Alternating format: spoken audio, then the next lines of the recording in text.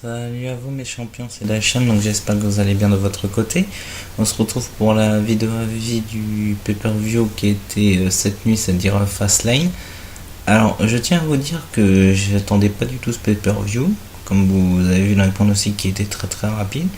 Mais finalement je suis assez content de moi parce que il y a eu des bons matchs, il y a eu des surprises. Et il y a eu quasiment tous les matchs en fait qui étaient annoncés, ça ne m'intéressait pas, à part celui des États-Unis, parce qu'après tout le monde, tout le reste on savait, mais là franchement je suis content de ce match, je suis content de ce pay-per-view. Donc il y a eu un match de pré-show qui était les Breezango et Ty Dillinger qui ont battu Mojo Rawley, Chad Gable et Shelton Benjamin. Donc ouais, un match classique quoi, l'équipe face qui bat l'équipe heel. Pour vous dire, le match était, je vais pas regarder le match parce que c'était pas vraiment un match intéressant pour moi. Donc voilà, on va passer au premier match qui s'agit de Shinsuke Nakamura contre Rusev. Je m'attendais pas à ce qu'ils mettent ce match là en premier, je pensais qu'ils allaient mettre le match des Women's par la tag team. Mais non, ils ont mis celui-là en premier, bon. Tant pis. Oui, le match kick-off il a duré 7 minutes 25 et ce match-là a duré un peu moins de 15 minutes. Donc ce match-là était bon, franchement. C'était la première fois qu'ils se battaient, mais je l'ai trouvé très très bon. Il y a eu un moment où j'ai eu peur pour Nakamura, c'est quand le Rusev a fait son super kick. Le super kick qui était tellement violent que franchement à un moment j'ai cru qu'il était mal Nakamura, franchement. Donc pour vous expliquer, on avait l'intro de Nakamura génial, l'intro de Rusev D, le public est à fond sur Rusev depuis qu'il a lancé son Rusev D, je sais pas pourquoi mais il est à fond là-dessus. Donc Nakamura vainqueur avec deux Kinshasa, donc un dans la nuque et un dans la face. Donc on aura Nakamura à WrestleMania contre, on ne sait pas encore parce que juste moi je le sais mais je vous laisse le suspense justement. Alors du coup très bon match franchement. C'est un bon match franchement, je pensais pas qu'il serait aussi bon que ça mais bon, très bon match. Ensuite, on a eu le deuxième match, Randy Orton contre Bobby Rose pour le titre des États-Unis. C'est le deuxième match le plus long de la soirée. Et ce match-là, franchement, c'était un match lent au début, très lent au début, pendant au moins 10 minutes. Et après, ça s'est beaucoup accéléré. Donc le match là durait 19 minutes 15. Donc pour vous expliquer, en fait il y a eu une tentative de RKO, une tentative de Glorious DDT dès le début. Après il y a eu match lent, ça a été un peu plus rapide après c'était de nouveau lent, après c'était de nouveau rapide. À chaque fois ils voulaient faire leur prise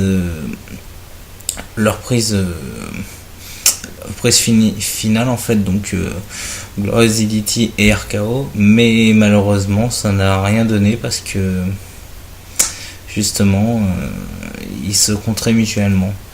Alors un moment Bobby Rhodes avait l'avantage.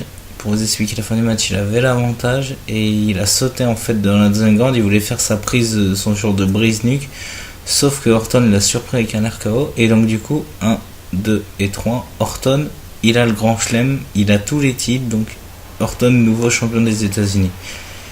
Mais il n'a pas eu le temps de célébrer que Mahal intervient et donc du coup il s'en prend à Orton, mais Bobby Rose revient lui, il s'en prend à Mahal, un Gloriosity et il s'en prend à Orton.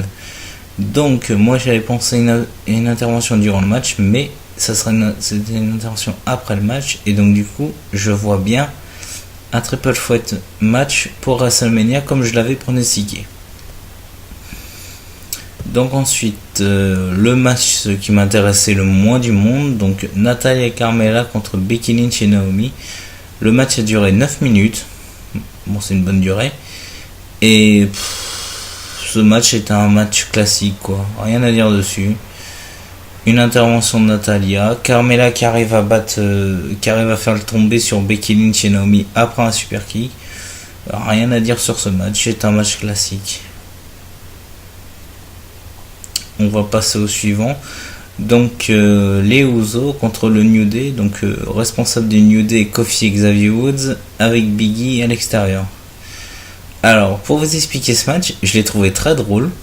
Déjà Big E me fait toujours aussi rire. Mais pour vous expliquer ce match, franchement, en fait, les équipes ont inversé leur prise. Par exemple, Kofi Kingston a fait le face contre face, comme dirait notre cher Christophe Ajus de la version française.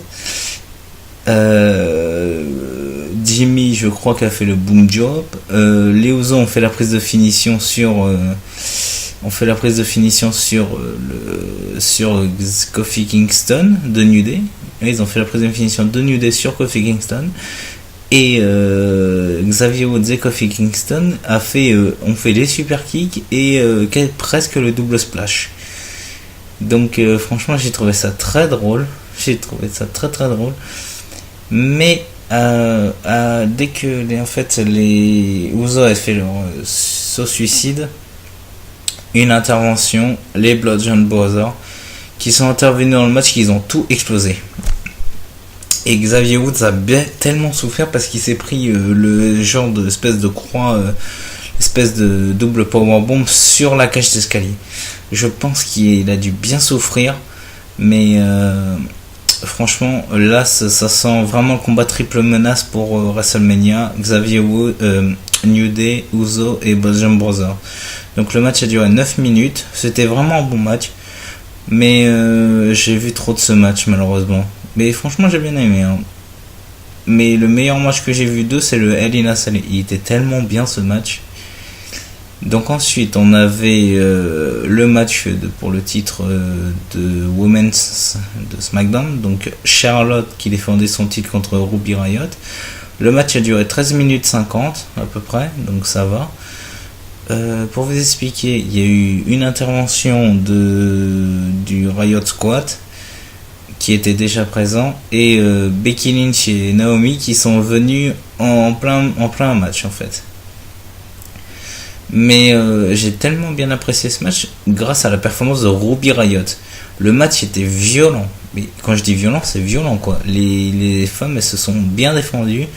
Ruby Riott a montré tout ce qu'elle savait et Charlotte a galéré.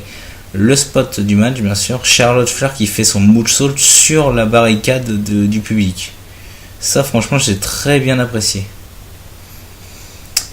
Malheureusement, malheureusement pour Ruby Riott, n'a pas pu gagner parce que Charlotte a fait son spear et a fait sa figure 8 que Ruby Riott a abandonné tout de suite ce match. Donc Charlotte qui conserve son titre et, surprise, Asuka qui vient après le match et qui désigne Charlotte et WrestleMania. Donc ce qui veut dire qu'on aura un Charlotte contre Asuka à WrestleMania. Donc je dis oui pour ce match, je dis oui. Ensuite le dernier match, donc on avait AJ Styles qui défendait son titre contre Kevin Owens, John Cena, Dolph Ziggler, Baron Corbin et Sami Zayn. Alors là ce match est un petit peu tendu parce que c'était difficile de comprendre.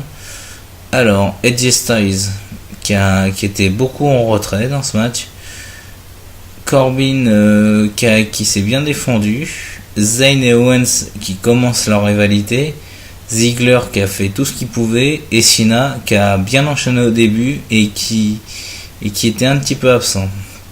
Pour vous expliquer pourquoi je dis que Cena a bien enchaîné au début, il a fait 4 double A sur Owens, Ziggler, Corbin et Zayn en fait. Il a fait un double A sur chaque personne. Donc je trouve ça tellement bien. Alors ensuite on a un beau spot, c'est le double A sur Eddie Stash à travers la table des commentateurs américains. On a eu les deux interventions de Shane McMahon, ça j'ai pas apprécié du tout, mais bon, c'était comme ça. Donc je vois très bien franchement le début de la rivalité entre Zayn et Kevin Owens, c'est ce qui s'est passé. Corbin qui s'est bien servi des escaliers à un moment, qui a bien enchaîné Ziggler. J'ai bien apprécié Ziggler quand il a contré le double A en Five Master. Ça franchement j'ai vraiment bien apprécié. Donc franchement très très bon match. Le match a duré 22 minutes donc rien à dire dessus. Et à la fin pour vous expliquer il y avait il y a eu un doublé sur Ziggler, Cena qui allait faire le deuxième sur Ziggler. En gros, Ziggler, je crois qu'il s'est pris en tout, il s'est pris 1, 2, 3. Il s'est pris 4 doublés de la part de Cena en tout, Ziggler. Devant tout le match. Donc, Ziggler qui s'est pris un doublé, Cena qui s'est pris un pop-up powerbomb. Corbin juste avant qui était KO parce qu'il s'était pris un doublé de Cena sur les escaliers. Ensuite, alors Kevin Owens qui intervient, qui fait un pop-up powerbomb, et AJ Styles qui revient après avoir resté une longue minute à l'extérieur, qui fait son phénoménal forearm et qui conserve son titre. Donc on aura bel et bien un AJ Styles contre un Nakamura à WrestleMania. Donc Cena, on n'a pas eu d'intervention de l'Undertaker. Je sens à WrestleMania Kevin Owens contre Sami Zayn. Ça ne m'enchante pas vraiment, mais bon. Corbin, je sais pas ce qu'ils ont pour lui, et Ziggler, je sais pas non plus ce qu'ils ont pour lui. Donc voilà. Donc c'est la fin de cette analyse, les champions. Donc j'espère qu'elle vous aura plu. Donc n'hésitez pas à vous abonner, commenter, partager, aimer la vidéo si vous voulez. Ce que je peux dire durant le match, durant le pay-per-view, c'est que je m'attendais pas à avoir autant de surprises, mais je le sens bien. Ce pay-per-view, je le sens très très bien. Donc voilà les champions, je vous laisse, prenez soin de vous, à la prochaine.